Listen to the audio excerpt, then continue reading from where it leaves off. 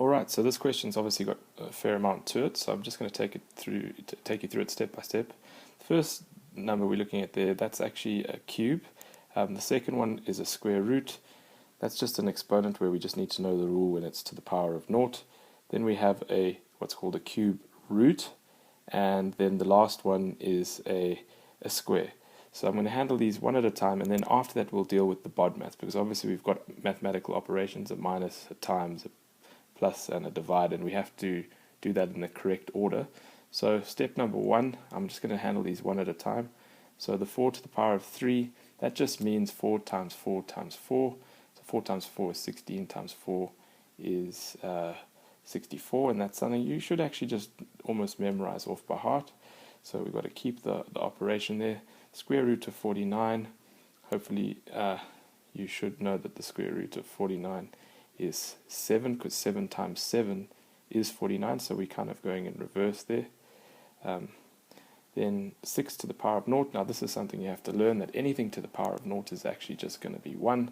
So the 6 to the power of naught will become a 1. Plus, now the cube root, now we've got to imagine a number times itself 3 times, and that'll get us to 27.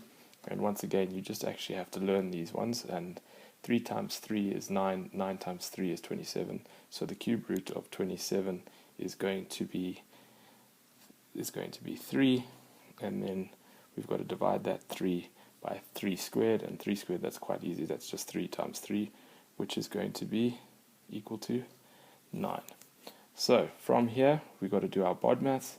BODMAS will tell us that we must do the times and divide before we do the plus and minus.